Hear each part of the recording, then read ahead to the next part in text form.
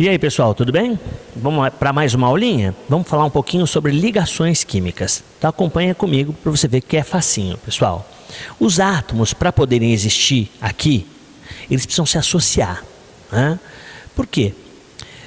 Os químicos ficaram pensando, por que só um grupo pequenininho de átomos conseguem existir sem precisar se ligar a ninguém?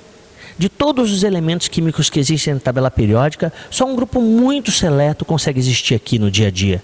E eles descobriram que esses caras tinham uma característica especial. Todos eles tinham 8 elétrons na camada de valência ou 2 na primeira camada. Eles falaram, caraca, deve ser isso aí. Deve ser isso que garante com que esse átomo não precise se ligar a ninguém e que tenha estabilidade. Essa teoria ficou conhecida como teoria do octeto. Então o que ela fala? Os átomos se ligam para tentar ficar parecidinhos com os gases nobres, ou seja, para ter 8 elétrons na camada de valência. E como eles podem fazer isso? Bom, eles podem fazer isso através de ligações iônicas, covalentes ou metálicas. Hoje nós vamos falar de ligação iônica, que é uma ligação muito especial. Por quê? Porque na ligação iônica, um cara doa elétrons para o outro átomo. Qual é o que acontece quando o cara doa elétrons para outro átomo? Puxa, ele perde elétrons, ele vira íon. Exatamente, a gente viu na aula passada, né? Ele vira íon. E é por isso que a ligação se chama iônica. Porque quando um cara perde elétrons, ele fica positivo, vira íon. E o cara que receber esse elétron vai ficar negativo, vira íon. Daí o nome, ligação iônica, né? E como é que isso vai acontecer? Como é que eu vou saber? Qual é a característica marcante? Como é que eu, lá no vestibular, vou conseguir verificar isso? Então vem comigo. Na ligação iônica, um átomo vai doar elétrons para o outro. Para isso acontecer, eu tenho que ter um cara, um elemento que queira doar elétrons. Quem é? Um metal. O metal é aquele cara que tem menos do que 4 elétrons na camada de valência e vai querer doar elétrons. Perfeito. E ele vai querer doar elétrons para quem? Para o ametal, que é aquele cara que vai querer receber esse elétron para adquirir estabilidade, né? Quando o cara doa elétrons, ele fica positivo, daí o nome dos metais serem eletropositivos, né? Já quando o cara recebe elétron, ele fica com um sinalzinho de menos, né? Aí os ametais serem eletronegativos. Essa diferença de eletronegatividade é que faz com que essa ligação exista e seja muito forte. Existe a possibilidade também, pessoal, de um metal se ligar ao hidrogênio. É raro, a gente nem estuda mais esse tipo de ligação. A gente chama esse tipo de composto de hidreto. Pode verificar que faz tempo que você não deve ter ouvido falar disso, se é que você algum dia ouviu falar, né? Então vamos focar no metal com a metal. Então, como é que funciona essa ligação do tipo iônica? O metal, ele tem tendência a doar elétrons. Ele vai querer se livrar de todos os elétrons que ele tiver na camada de valência. Se livrando desses elétrons, ele passa a ter 8 na camada de cima. Agora, o ametal vai querer receber. Só que o ametal é um cara meio frescão, porque ele fala assim, ó, eu quero receber, mas só o que eu preciso para completar 8. Eu não quero receber tudo. Eu quero receber apenas o que falta para o octeto. Então, os ametais vão querer receber o que falta para 8. Belezinha?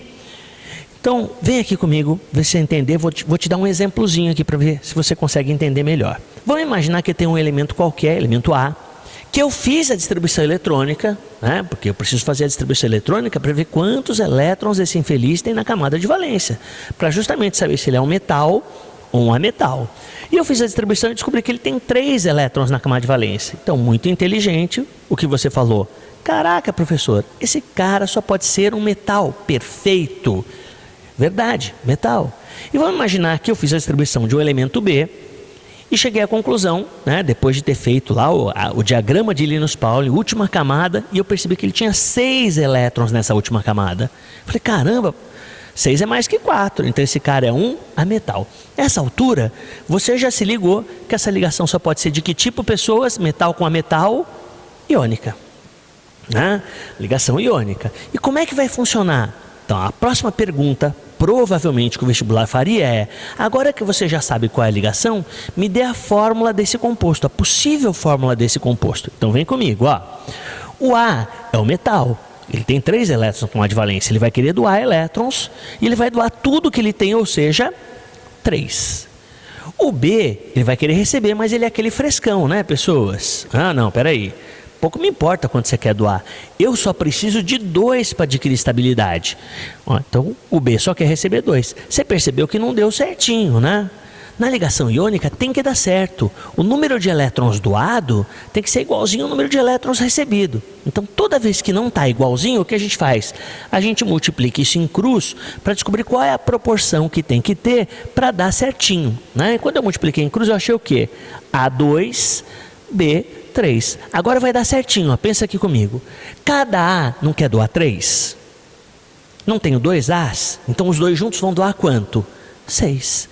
Cada B não quer receber 2? Sim, mas eu tenho 3 B's. E os 3 B juntos vão receber quanto? 6. Então, quando a gente faz essa regrinha de 3 aqui, parece a regrinha de 3, né? Quando a gente multiplica em cruz, a gente acha o quê? A gente acha a proporção. Então, a provável fórmula desse composto iônico é A2B3. Beleza, pessoal? Então, ligação iônica, fórmula do composto. Por que chama ligação iônica? Porque forma íon. Está aqui, ó. Dizer que o A doou 3 é dizer que ele tem carga mais 3. Dizer que o B recebeu 2 é dizer que ele tem carga menos 2. Então, formando íons, essa ligação fica muito forte. Por quê? Porque eu vou ter um cara carregado positivamente atraindo um cara carregado negativamente. Cargas opostas se atraem.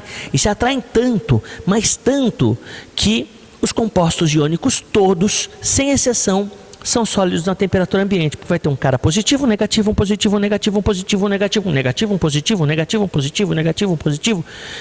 Vai formar um cristal iônico. E se essa atração é muito forte, vai ser muito difícil separar isso. Então eles têm alto ponto de fusão e alto ponto de ebulição. Então, característica de composto iônico: sólidos na temperatura ambiente, alto ponto de fusão e alto ponto de ebulição. E quando eu coloco esse cara na água, vai acontecer uma coisa muito louca que a gente vai estudar um pouquinho mais para frente. Vai acontecer uma dissociação iônica, ou seja, os íons vão se separar.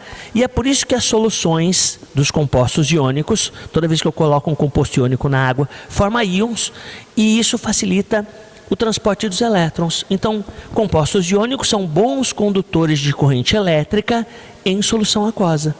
Por quê? Porque dissociam. Beleza? Quando eu fundir esse composto, o que é fundir, pessoal? Derreter. Ele também vira íon.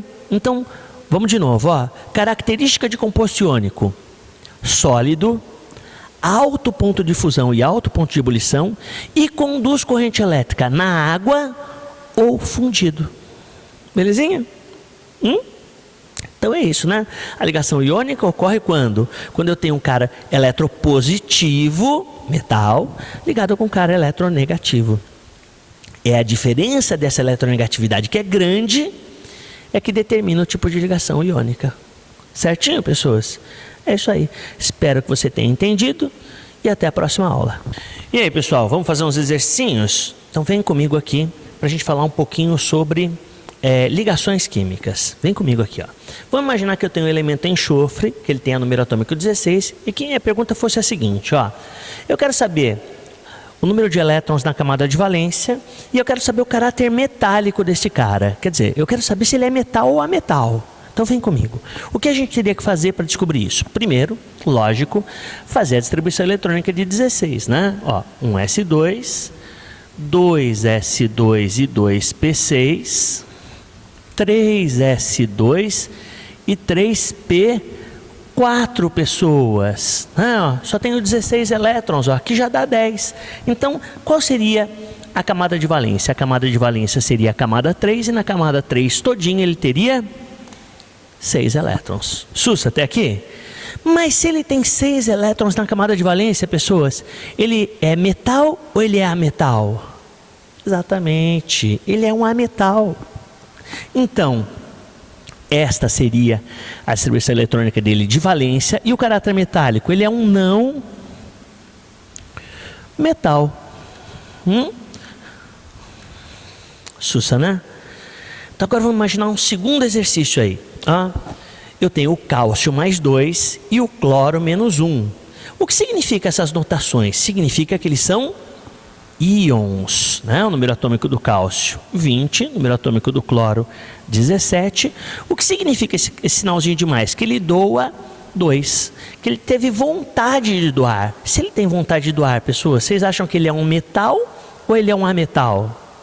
Metal, lógico. Ele doa 2, né? Então esse cara doa elétrons. E se esse cara é negativo, ele é um íon também, né? Ele é um ânion. Ele é um ânion. Ânion doa ou ânion recebe? Ânion recebe, ele recebe 1. Então, pera um pouquinho, professor. Quer dizer, então, que o tipo de ligação só pode ser iônica? Exatamente, só pode ser ligação iônica. E a fórmula do composto, qual seria? O cálcio doa quanto? 2. E o cloro recebe quanto? 1. Então, qual seria a fórmula desse composto? Tchan, tchan, tchan, tchan. Sempre que não dá certinho, multiplica em cruz. Ca1, quando é 1 a gente não coloca, Cl2.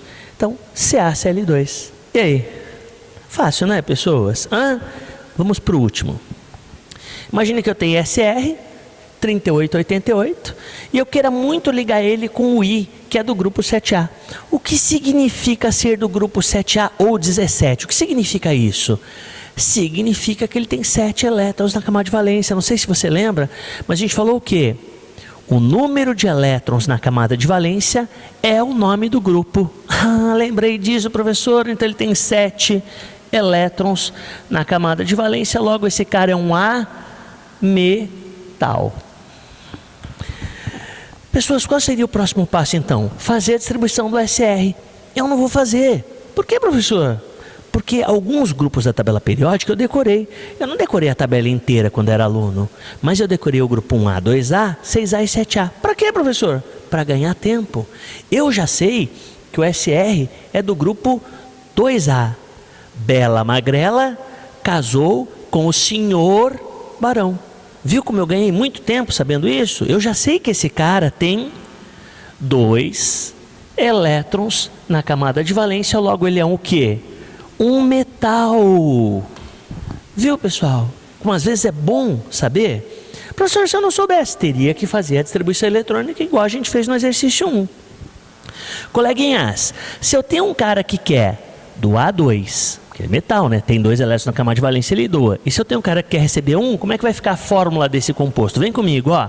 Se o SR doa 2 e se o I só quer receber 1, qual vai ser a fórmula do composto, pessoal? SR e 2. Beleza? Então a resposta. Qual é a fórmula? SR2. Agora, qual o número de prótons, elétrons e nêutrons do cátion SR mais 2? Porque agora eu já sei que ele é mais 2. Como é que você sabe que ele é mais 2? Porque ele doou 2. E toda vez que o cara perde elétrons, ele fica com um sinalzinho de mais, o número de elétrons que ele perdeu. Ah, entendi, professor. O que era esse numerinho de baixo mesmo? Nós vimos agora há pouco, pessoal. Esse é o número de prótons, número atômico. Então, quantos prótons ele tem? 38. Quantos elétrons ele tinha? Ele tinha 38 também, mas ele perdeu 2. Então ele vai ficar com quantas pessoas? 36. E o número de nêutrons? O nêutron não interfere ele ser íon ou não. É a massa menos o número atômico, 50. Então, fórmula do composto SR2 e prótons, elétrons e nêutrons 38, 36, 50. Belezinha, pessoas? Fácil, né? Então, espero que você tente fazer os exercícios aí que você deve ter na sua casa. Boa sorte e até a próxima.